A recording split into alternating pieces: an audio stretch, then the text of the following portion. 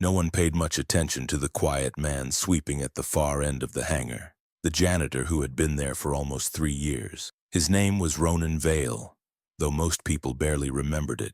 They just called him the sweeper, if they called him anything at all. His uniform was faded, his posture unremarkable, but his eyes, steady, calculating, quietly aware, missed nothing. He worked in methodical arcs around the A-10, stepping lightly, almost like he knew every inch of the aircraft's silhouette without looking up. The maintenance crew joked sometimes that he moved like a man who'd lived around these jets for decades, but no one ever bothered to ask why. A loud commotion surged near the hangar doors as a visiting group of officers entered. Leading them was Admiral Royce Calder, a polished man with sharp cheekbones and colder eyes.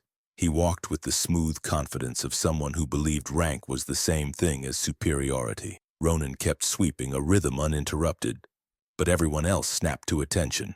Master Sergeant Jalen Ford barked, "Eyes front! Admiral on deck!" Calder scanned the hangar, unimpressed, his entourage trailing behind him like shadows. Beside him walked Colonel Risa Dawes, commander of aircraft operations at the sprawling Sierra Mesa Air Base on the outskirts of Phoenix. "As I mentioned earlier," Colonel Dawes said, guiding Calder toward the A-10, "this model has more recorded combat hours than any active airframe in our fleet." Calder waved a dismissive hand. Yes, sentimental relics. The future is unmanned systems, Colonel. These museum pieces are placeholders until funding allows for proper modernization." Several maintenance personnel exchanged uneasy glances, but no one spoke. Ronan swept closer, his expression unreadable beneath the lowered brim of his cap. Calder paused mid-stride, finally noticing the janitor. His gaze sharpened with sudden amusement. "Colonel Dawes," he said loudly, "how long has this one been sweeping up after your dinosaurs?" "Ronan Vale has been on contract for nearly 3 years, sir," Dawes replied with forced professionalism. Calder smirked. 3 years? He approached Ronan, stepping into his path. "Man still sweeps like it's day one." Ronan stopped sweeping but did not look up. "Just doing my job, sir." Something about the calm tone irked the Admiral. He reached into his pocket and pulled out the ignition key to the A-10, letting it dangle between 2 fingers. "Oh?" Calder said. "Then perhaps you'd like to try something more impressive." He held the key closer. "Go on. Start it up." The maintenance crew stiffened. Someone muttered, "This is gonna be good." Ronan's grip tightened briefly on the broom. He lifted his eyes. Calm. Steady. And there was a flicker of something the Admiral couldn't read. Calder chuckled. "Well? Or is turning a key too complicated?" Colonel Dawes opened her mouth, concerned. "Admiral, perhaps we should—" "Before I tell you what happened next, subscribe to the channel and let me know in the comments where you're watching from. It helps more than you know." Even the maintenance crew looked up at the sudden announcement, confused. Calder snorted. "What ridiculous timing." Ronan handed the broom to a nearby airman with surprising precision, and then took the key from the Admiral's hand with a movement smooth enough to silence the entire hangar. He climbed the ladder into the cockpit with ease that was impossible to misinterpret. By the time he settled into the seat, every mechanic had gone stone still. "Sir," Ford whispered, "he moves like he's done this before." No one laughed now. Ronan's fingers danced over the controls. Not in the familiar military sequence, but in a modified startup pattern no civilian contractor should know. Colonel Dawes leaned forward, her face tightening. "That sequence, that isn't in any manual." And somewhere in the hangar entrance, another man had just arrived. Lieutenant Colonel Wes Calderon, limping slightly, eyes widening as he recognized what he was watching. Ronan turned the key. The dual turbofans hummed to life, not sluggishly, not hesitantly, but perfectly, every gauge stabilizing as if greeting an old friend. Gasps rippled across the hangar. The Admiral's smile evaporated. Ronan completed the startup, then executed an immaculate shutdown, every motion crisp. He climbed down, handed the key back, and said quietly, "Thank you for the opportunity, sir." The entire hangar stared. What no one knew was that someone else on base had seen Ronan's face before. Not in overalls, but in a classified debrief from a mission the military insisted never happened. Lieutenant Colonel Wes Calderon stood frozen beneath the glare of the overhead lights. a folder of maintenance reports slipping from his hand and scattering across the hangar floor. His jaw clenched as he stared at Ronan Vale, who had already returned to sweeping, as if the A-10 hadn't just roared under his fingertips with impossible precision. Calderon recognized that pattern, a classified startup sequence used only in high-threat deployments overseas, a sequence known to exactly 7 pilots in the entire United States Air Force, and one of those pilots had supposedly died 4 years earlier. He stepped closer to Colonel Dawes, lowering his voice. "That wasn't a fluke. That was deliberate." Dawes frowned. "You know something." Calderon hesitated, eyes following Ronan as he swept calmly around the landing gear. "That sequence. I've only seen it executed like that once. During Operation Silver Reef." Dawes stiffened. "That mission was sealed." "Exactly." But before she could respond, Admiral Calder, an impatient, humiliated Unit, snapped. "This circus is over. Dawes, schedule an inquiry. I want every civilian contractor reviewed and background checked. Immediately." Dawes nodded, though tension carved itself into her posture. Ronan, still sweeping silently, paused only when the Admiral's entourage moved deeper into the hangar. His expression never changed, but his eyes tracked the officers, quietly calculating the next move. Later that afternoon, as shadows shortened under the Arizona sun, Calderon limped toward Colonel Dawes' office. His old injury ached more during the heat, a reminder of the day Silver Reef went wrong. He knocked once. "Enter," Dawes said. She sat at her desk, a dimmed monitor casting soft light across her face. She looked up. "Tell me what you know." Calderon closed the door behind him, activated the privacy shield, and exhaled slowly. "That man out there," he said, pointing back toward the hangar, "is not who we think he is." Dawes folded her arms. "Then who is he?"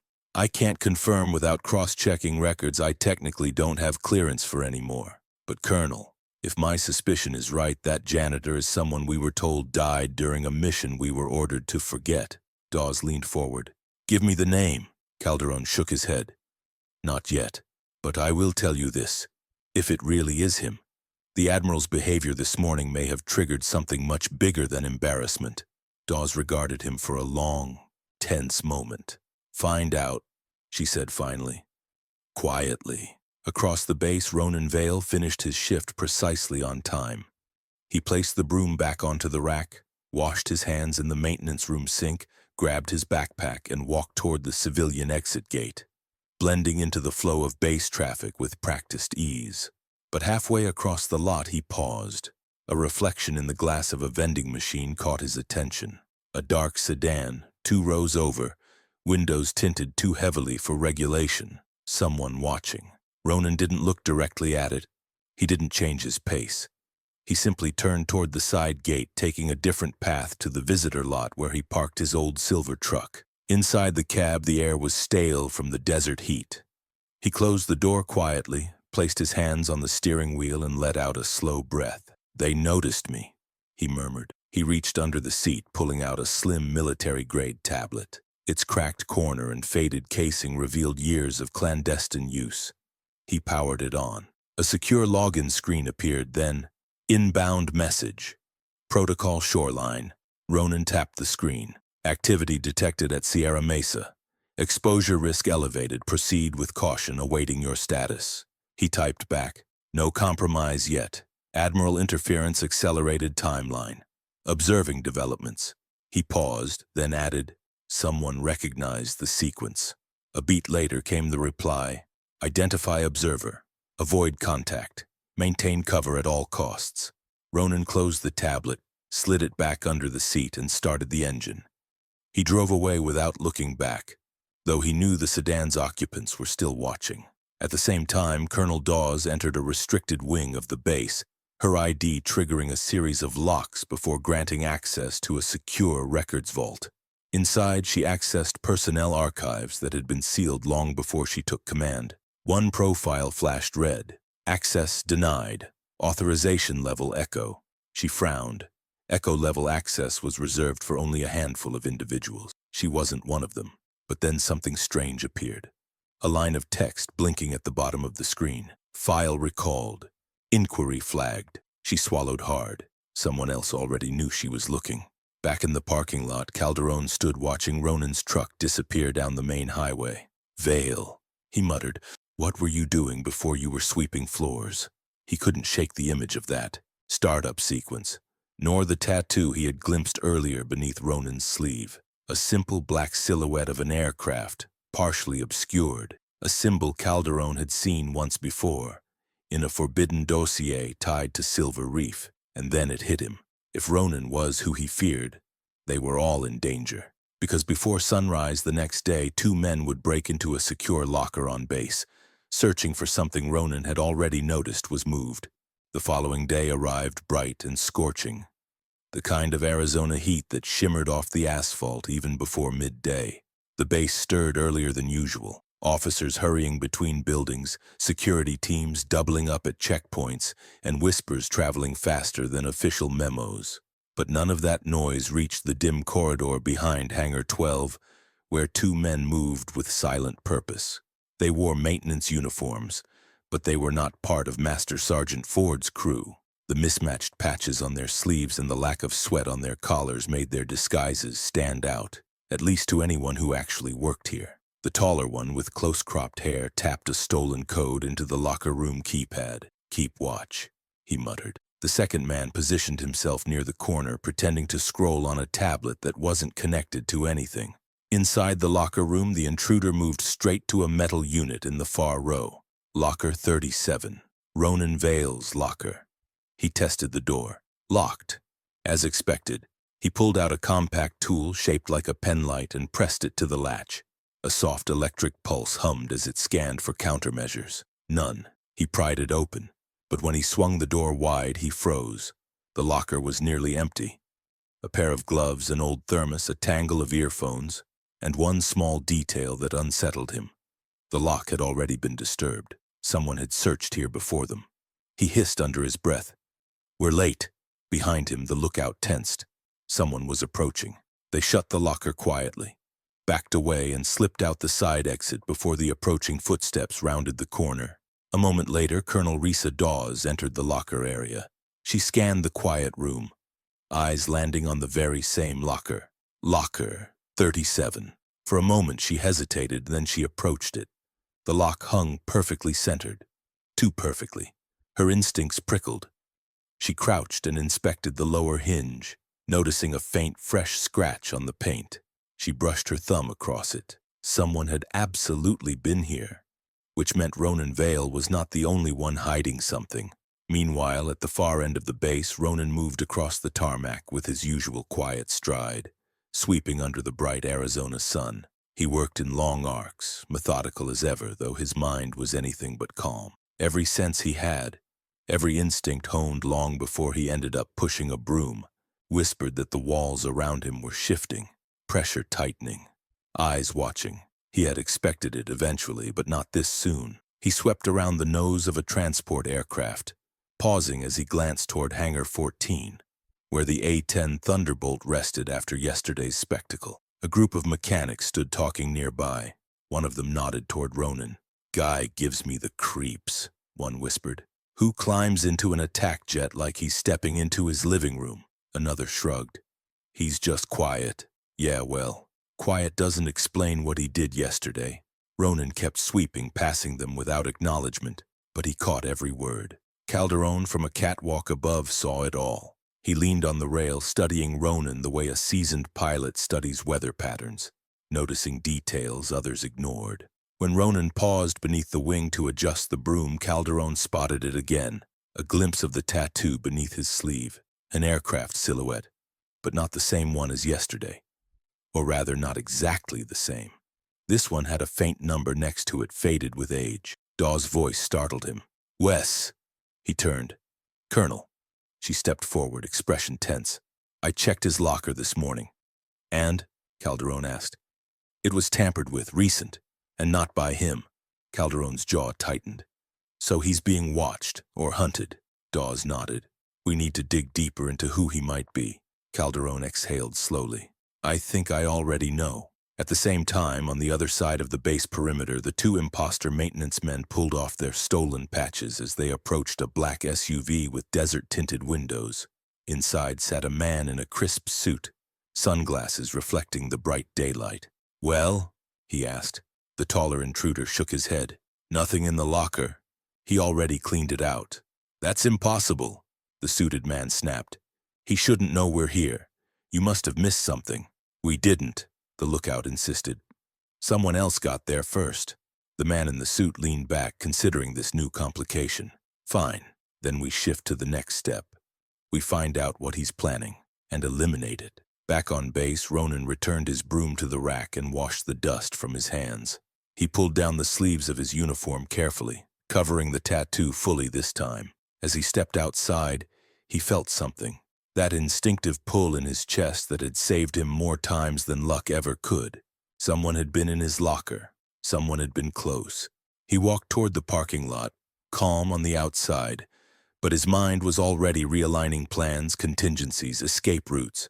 He unlocked his truck, slid inside, and sat for a long moment without turning the key. He whispered under his breath, "They're accelerating."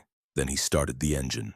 Time to move. Because within the next hour, Colonel Dawes would uncover a classified record that didn't just reveal Ronan Vale's real identity. It revealed who had ordered his erasure. Colonel Risa Dawes entered the secure archive building with a tension she hadn't felt since her own combat deployment years earlier. The facility was chilled far below the desert heat, humming with the low vibration of climate control. Here, hard drives and sealed records slept in steel drawers thicker than bunker walls. She approached the central console, swiped her credentials, and waited as the system authenticated her. Access granted. Level Sierra, not Echo level, but enough to begin a search. She typed, Vale, Ronan, background prior service, anomalies. The system returned a thin civilian file, the same sparse nothing she had seen when he was hired. It felt more suspicious now than the first time she'd glanced at it. Dawes frowned. "Every contractor has more on record than this," she murmured. "Everyone." She switched access modes, pulled up an older database reserved for redacted personnel. She typed again, Ronan Vale, military. This time the system stalled. A long silence. Then, request flagged. Referred to Echo. A warning flashed red. "This inquiry has been reported." Dawes's pulse quickened. Someone was monitoring attempts to access Vale's identity. She leaned in and whispered, "All right then, let's see what you're hiding." She bypassed the official search entirely and dug into internal cross-references, where forgotten tags sometimes lived beyond the reach of redaction teams. Minutes passed. Then a line of text blinked onto the screen. Ref subject call sign Tracefire, presumed Kia, Operation Silver Reef. Dawes felt her breath catch. Tracefire. She knew that call sign. The pilot whose final act during Silver Reef had allegedly saved 2 full teams before going down behind enemy lines. The pilot whose body was never recovered. The pilot whose record was sealed by someone far above her pay grade. And beneath the call sign was a fragmented personnel note. Real name. Rowe. The rest was blacked out, but the first 2 letters were enough. Dawes whispered, "My God, it's him!" She stood abruptly, heart pounding. Then another notification flashed. External access detected, unauthorized decrypt attempt. Origin unknown. Someone else was trying to access the same file. Not from inside the base, from outside. That meant whoever erased Ronan from existence had just realized his secret might be unraveling. Across the base, Calderon entered the empty briefing room, closing the door behind him. He limped slowly to the window overlooking the runways. In the daylight, the A-10 sat like a coiled beast waiting for purpose. He pulled out a small drive from his pocket, one he had taken months earlier from a classified archive he wasn't supposed to access. He inserted it into the console. Encrypted documents appeared. Images, brief mission excerpts. A single photo of a pilot wearing a helmet with the insignia of a burning arrow, Tracefire's emblem. Calderon zoomed in on the eyes behind the visor. Even through distortion and smoke residue on the lens, he knew that stare. It was the same steady, unflinching gaze Ronan had given the Admiral yesterday while holding a broom. Calderon's throat tightened. "So it really is you." He recalled the day Silver Reef went wrong. The chaos, the screams, his own bird spiraling after taking fire, and then a voice cutting through static. "Hold position, I'm coming." Tracefire.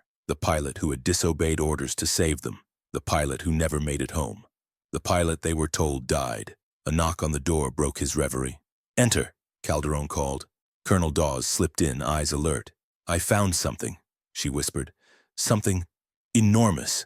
Calderon nodded slowly. "So did I." They exchanged a glance. Tension mixed with the unspoken weight of what they knew. Dawes stepped closer. "The file is protected at echo level. That's not normal. Someone at the top buried him.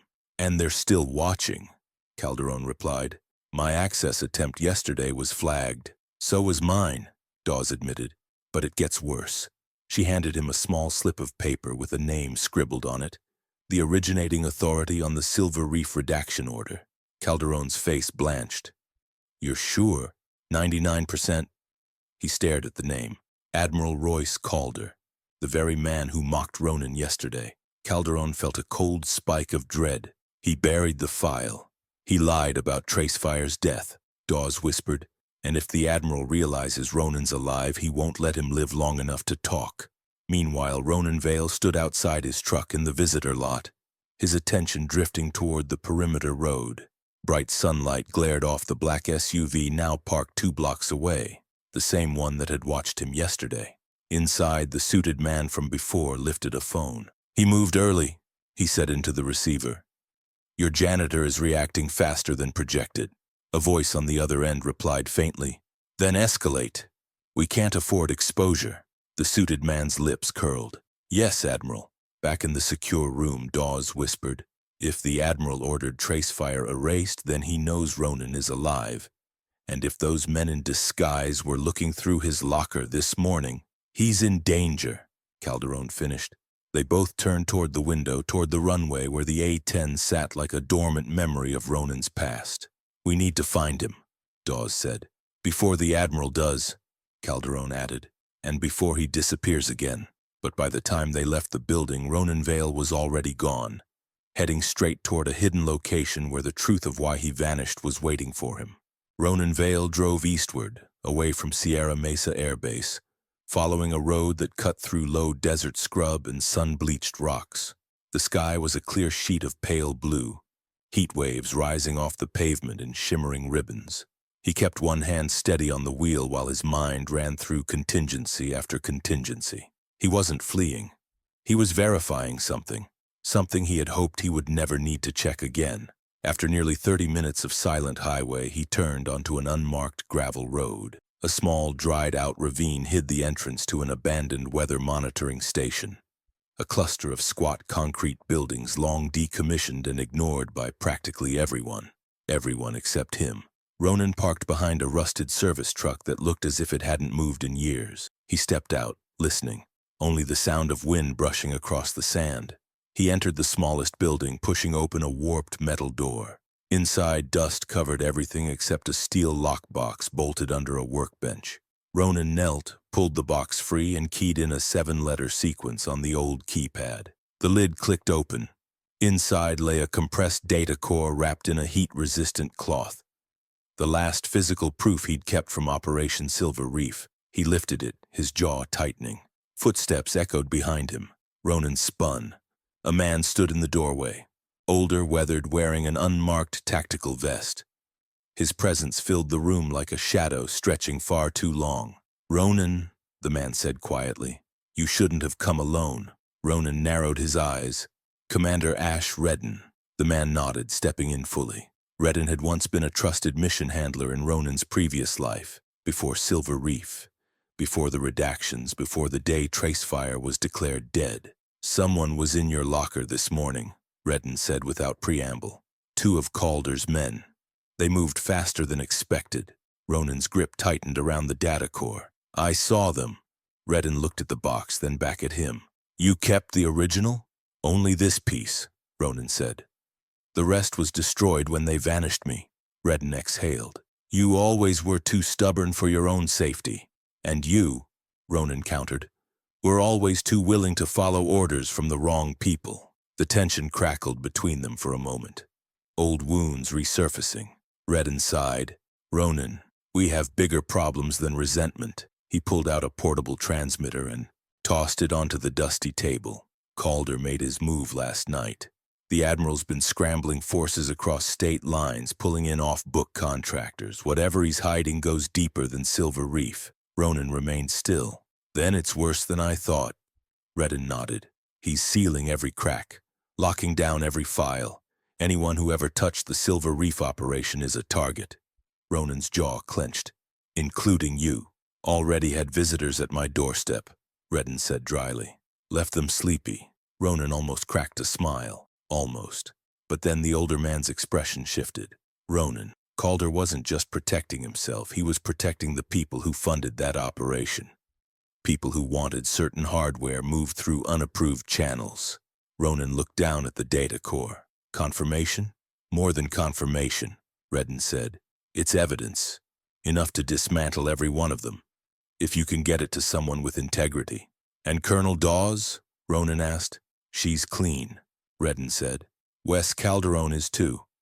He's been trying to piece together your trail since Silver Reef. Ronan's eyebrows twitched. He recognized the startup sequence. Of course he did. You saved his team. Silence drifted between them. Finally, Redden said, if you're going to bring this into the light, now's the moment. But once you commit, there's no going back. Ronan slid the data core into a pocket sewn into the inside of his uniform. I committed the day they tried to erase me. Redden nodded once. Then listen carefully. Calder has a meeting scheduled this afternoon in the base's operations wing. He's prepping a cover narrative to blame you, to spin everything as a contractor threat. So he plans to eliminate me officially. Exactly, Redden said. But if Dawes gets this core before he locks down communication, she can override his narrative. She has access to the Joint Operations channel. Ronan stood. Then I need to get back before Calder does. Redden placed a hand on his shoulder. Ronan, be careful. Calder isn't working alone, and he's desperate. Ronan nodded once, then slipped out into the blazing daylight. He didn't notice the dust plume rising in the distance, a black SUV speeding toward the old station, closing the gap fast. He tightened his grip on the wheel as he started his truck. Time was against him now, and he knew it. He turned toward the base, toward the truth, toward the confrontation waiting on the runway of Sierra Mesa. Because, when Ronan returned to the base with the evidence in hand, Admiral Calder was already waiting, and the final showdown would expose every hidden lie. Ronan Vale reached the outskirts of Sierra Mesa Air Base. Under a blistering midday sun, heat shimmered over the perimeter fence as he parked his truck on a maintenance access road rather than entering through the civilian gate. He moved fast, slipping along the service corridor that paralleled the main runway, a path only someone who once knew the base like the back of his hand could navigate. The data core pressed heavily against his chest with every step. The truth he carried could tear down careers, expose covert networks, and end a conspiracy born long before he'd ever swept a single hangar floor. He paused behind a stack of supply crates, scanning the open field between him and the operations wing. 2 security teams, 2 armed, 2 alert. They were not base security, they were Calder's men. Ronan ducked low, staying in the shadow of the building, employing muscle memory from a life everyone believed he'd lost. He slipped around the back-loading platform and climbed an external maintenance ladder that led to the upper walkway. From here, he spotted movement through a wide window in the operations wing. Admiral Royce Calder, the man who smirked at him the day before, now stood inside briefing room 2, pacing as he spoke to 3 suited operatives. His posture was rigid, jaw locked, eyes sharp with desperation. Ronan strained to hear, catching fragments through the glass. Civilian threat. Unauthorized access. Eliminate quietly. A trap, then. Calder wasn't preparing a cover narrative. He was preparing an execution. Ronan continued across the catwalk until he reached a ventilation hatch he remembered from years long gone, one he had used during Silver Reef training rehearsals. He removed the grate and dropped silently into a supply room. Footsteps echoed down the hall. He tensed until the door opened and Colonel Risa Dawes slipped inside, eyes wide when she saw him. "Ronan," she whispered, "we've been trying to find you." He held up the data core. "I found something instead." Dawes locked the door behind them. "Wes Calderon is stalling Calder's men in another wing, but whatever you have, it needs to go straight to Joint Ops. If Calder gets to you first," "He won't," Ronan said quietly. Dawes took the core in her hands, studying it with disbelief. This is an original Silver Reef data pull, plus the ledger entries for the off-grid asset transfers, Ronan added. And the comm logs Calder wiped. Dawes exhaled sharply. Ronan, this will end. Him. Ronan looked toward the door. It'll end more than him. They slipped into the corridor, moving quickly. But as they reached the end of the hall, Admiral Calder stepped into view, flanked by 2 operatives. His eyes locked on Ronan, darkening with fury. Well, Calder said coolly, the ghost decides to walk into the light. Dawes stepped forward. Admiral Calder, by order of base command. Quiet, Colonel, he snapped. His gaze returned to Ronan. You should have stayed dead. Ronan met his stare without flinching. You tried to make sure of that once already. Calder smirked. And I'll succeed this time. The operatives reached for their weapons. Then a sharp command rang through the hall. Stand down! Wes Calderon limped into view with a squad of legitimate base security behind him. His eyes burned with controlled rage. Admiral Calder, he announced. You are under detainment for subversion of command authority, falsification of operational records, and conspiracy against United States personnel. Calder scoffed. You have no proof. Wes stepped aside, revealing Colonel Dawes, holding the data core up like a verdict. We do now. For a heartbeat, time froze. Then Calder lunged, a desperate attempt to seize the core. Ronan moved first. Years of buried instinct surged through him as he intercepted Calder's arm with a precise grip, jerking him off balance and pinning him to the wall.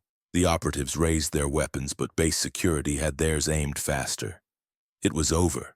Calder struggled, voice cracking. You think this changes anything? The network is larger than... Ronan spoke quietly, firmly.